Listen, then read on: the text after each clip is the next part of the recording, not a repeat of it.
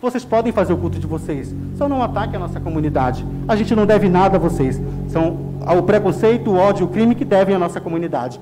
Queremos aqui trabalhar. Bom dia, pessoal. Sou o Arthur Juquetel, líder do movimento Conservadorismo Estudantil e também coordenador nacional da Juventude na Marcha da Família Cristã. E eu estou aqui hoje para fazer uma espécie de um react sobre a audiência pública que aconteceu na Câmara Municipal de Foz do Iguaçu, que trouxe o assunto de políticas públicas para a comunidade LGBT. Vamos lá então. Pois bem, então vamos iniciar aqui olhando o requerimento. Ela traz ali logo de cara alguns termos sobre pecado e degeneração. Ela só está falando aqui do surgimento do grupo Somos, mas depois que ela traz sutilmente esses conceitos, na verdade nem traz o conceito, só joga assim ao ar a palavra pecado e degeneração, já liga o inconsciente do leitor a um determinado segmento da sociedade, que é a cristã. Depois ela vem trazendo ali que o Brasil é o país que mais mata a população LGBTQIAP+. Então, se uma sociedade fala de pecado e degeneração, e é a sociedade brasileira, e o Brasil é quem mais mata, dá-se entender que o culpado desse ataque, desses homicídios, é o cristão, né? Mais pra frente, ela fala sobre estratégias para ampliar direitos ou consolidar direitos já adquiridos. E olha quais são as estratégias: ação impetrada no judiciário, produção de conhecimento, que isso já acontece na academia faz anos, esforço pelo controle social, formação de setoriais em igrejas. Por fim, diz que o objetivo dessa audiência é debater, analisar, subsidiar e elaborar políticas públicas, né? Também um dos objetivos é superar e combater o quadro de violência motivada por discriminação, ódio. Então, desde o início, vem falando sobre uma sociedade com perfil cristão. Vamos ver o que ela vai dizer. Ampliar o debate para que a gente possa combater a violência que é gerada pela discriminação e pelo preconceito contra a comunidade LGBT. Discriminação, preconceito contra a sociedade LGBT. E é isso que eu queria. Que pontuasse, definisse de fato quem que é o preconceituoso. Quem que são os odiosos. Bem, no Brasil nós temos um apagão de dados oficiais. No entanto, nós temos algumas organizações, alguns movimentos civis. Então, eles elaboraram um relatório chamado Observatório das Mortes Violentas de LGBT+, no Brasil. E em 2017, então, que foi o ano que nós tivemos o maior número de mortes de LGBTs no Brasil, que atingiu o total de 445 mortes de LGBTs. Então, o que a gente percebe? Que a nossa juventude ela está sendo exterminada gratuitamente, motivado por ódio, pura e simplesmente. Ok, então é isso. Trouxe dados, falou que a comunidade LGBT está sendo violentada, está sendo exterminada, né? Mas não disse quem está matando. Isso não apontou. E eu, na minha fala, trouxe 4 de inúmeras que tinham no site falando de morte de trans, principalmente de trans. Se bem que tem lá um caso de um menino que não era trans, então da comunidade LGBT.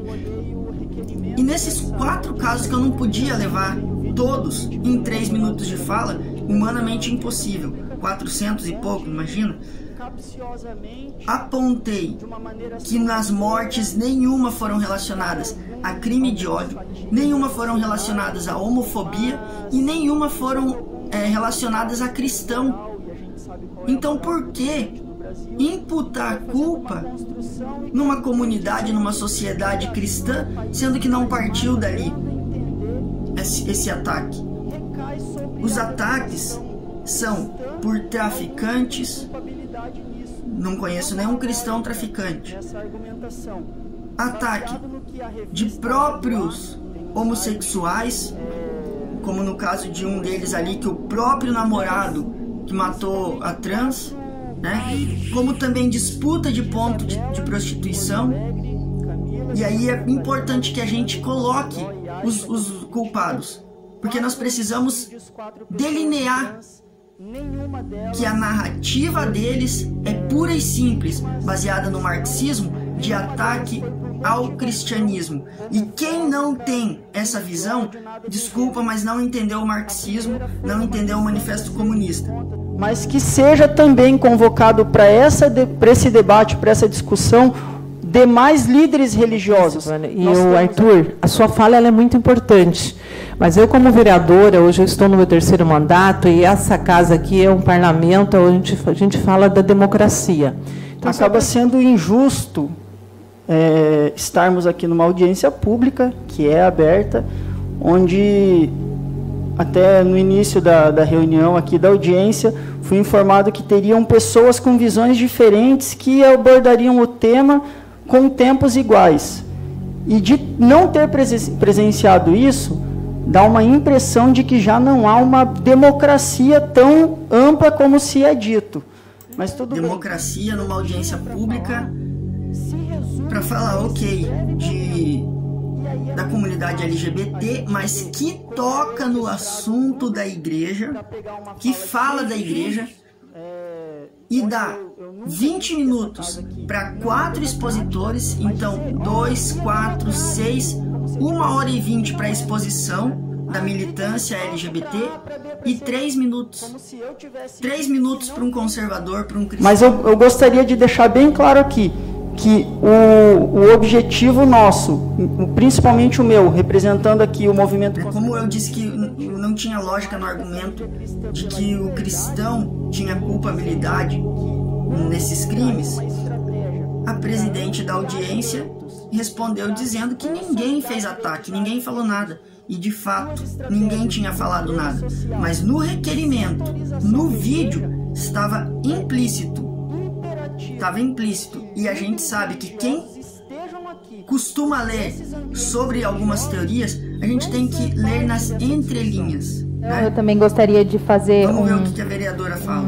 Complemento. Quando você colocou ali, Arthur, que não há lógica na argumentação e nessa relação entre a acusação, realmente não há. Tanto que ninguém fez uso da palavra dizendo absolutamente nada a respeito disso. Mas foi questão de tempo. Vocês podem fazer o culto de vocês, só não ataquem a nossa comunidade. A gente não deve nada a vocês. São o preconceito, o ódio, o crime que devem à nossa comunidade. Só não ataque a nossa comunidade. Ataque a nossa comunidade. Ninguém mais vai morrer pela força dessa opressão. Ninguém mais vai morrer sobre essa força da opressão. Da opressão cristã? De quem é a opressão? É isso que precisa ser pontuado. Porque na fala anterior desse rapaz, dessa outra moça que o nome é Bruna Ravena, que é uma mulher trans, ela disse que vocês podem fazer os seus cultos. Vocês quem? Vocês os cristãos, vocês os muçulmanos, vocês os judeus, vocês os espíritas, porque esses frequentam igrejas, até onde eu sei.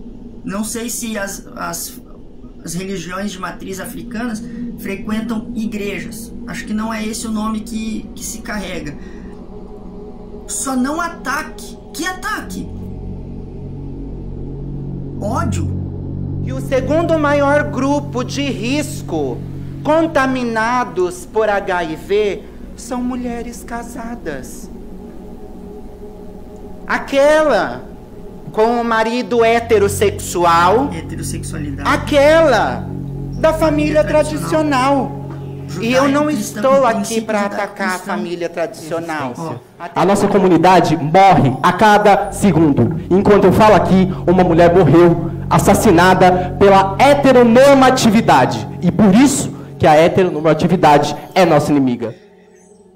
Por isso a heteronormatividade é nossa inimiga. Agora me diga, eu preciso que ele diga declaradamente ali que ele não vai conseguir atacar a minha heterossexualidade, mas ele vai investir, o movimento gay, o movimento LGBT, precisa estar explícito de que já que ele não consegue atacar a minha heterossexualidade, ele vai atacar a heterossexualidade do seu filho na escola? Isso é ferramenta das estratégias deles. Isso é mais do que claro. Não foi dito ali, mas não precisa ser dito para saber, para entender. Se as pessoas que pesquisam sobre a comunidade LGBT, ou principalmente pela população trans, que apresentaram 4 mortes, mas em 2020 foram 175 travestis assassinadas em pontos de prostituição. Sabe o que é exploração sexual? São as famosas casas de cafetinagem que elas têm que pagar R$70 por dia para sobreviver e muitas das vezes são multadas. Não conheço cristão. Se você não sabe a realidade de uma travesti, cale-se. Fale da sua experiência. Agora, ela quer que o cristão se compadeça com a causa das prostitutas trans? Eu me calando? Não é debatendo? Ou o debate só é válido quando não tem o contraditório? Então é muito estranho. Eu não conheço um cristão cafetão. E se tem cafetão que conhece o cristianismo, não é cristão, não vive o cristianismo. Quero saber também da Câmara dos Vereadores sobre essas 2 leis que são de LGBTfobia, que elas foram violadas dentro dessa casa de lei. Eu gostaria que essa casa de leis cobrasse responsabilidade da segurança pública sobre a mulher cis que foi assassinada na Ribeira da Costa Silva, sobre a outra travesti que levou um tiro na barriga, se foi desavença por cliente ou não, isso não me importa, é um crime, todas as vidas importam, não só do cidadão de bem. Preocupado, todas as vidas importam, não só as do cidadão de bem. E o trans aí tá encaixado aonde? No cidadão de bem ou nas outras vidas? Foi uma fala meio estranha dessa líder aí. Vamos achar o culpado. Só que depois que apurar o culpado, não pode ir atrás de direitos humanos, falando que, não, cuida. Não. Vamos encontrar o responsável e brigar por punição. Aqui nessa lei que estão dispostos para os grandes sábios de religião, né, que são direitos. Ninguém quer aqui proibir e fechar a igreja. Vocês podem fazer o culto de vocês. Só não ataquem a nossa comunidade. A gente não deve nada a vocês. São o preconceito, o ódio, o crime que devem à nossa comunidade. Então é isso, gente. Eu acho que é mais do que explícito. Através desse vídeo agora, que se enxergue que existe sim uma investida contra princípios judaico-cristãos, que existe sim uma investida contra religiões conservadoras, contra posicionamentos conservadores. Mas o que precisa ser pontuado é quem é o responsável por estas mortes. Vamos dar nome aos bois. Quem é que matou um trans por uma dívida de droga? Foi o pastor? Foi o padre? Ou foi lá o mulinha, amando do traficante? Vamos apurar. Quero deixar aí meu abraço para vocês. Conte comigo e siga as nossas redes sociais. A minha no Instagram é @artur.joctel, Joctel, com 2 Es. @Marcha da Família Oficial, o Instagram da Marcha da Família Cristã pela Liberdade.